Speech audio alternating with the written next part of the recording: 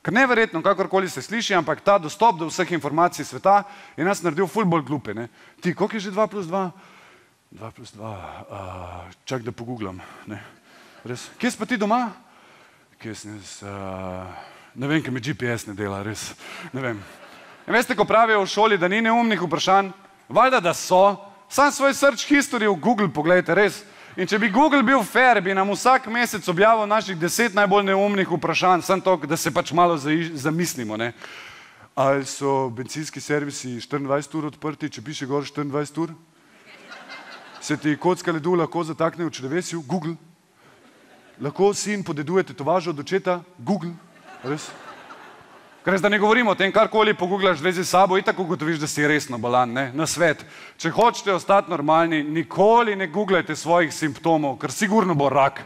Karkoli vtipkaš v Google, je rak. Izpadanje las po 28, rak. Bolečine v križu, rak. Verjetno kostni, ne, ni 25 let star jogi, ne, to bi bilo preveč očitno, rak je, sigurno, res. Če vneseš noter geslo potočni rak, ti bo najprej vrglo 8 rezultatov ven, ki bojo reklame za kemoterapijo, še leta 9 bo potem dejanska povezava na Wikipedijo za potočnega raka, ne. Ker mi smo sužnji interneta, res. In tu, če gremo kdaj po kakem slučaju ven na sprehod, to itak zgleda danes tako, ne. Res, vrhunec evolucije. Homo habilis, Homo erectus, Homo sapiens in Homo mobilis.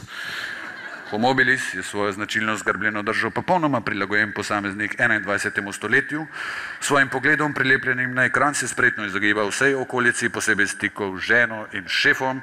In pri njemu gre za popolno zakrnelost vseh organov, razen kazalčka za swipanje in swipe pavčka za talanje lajkov.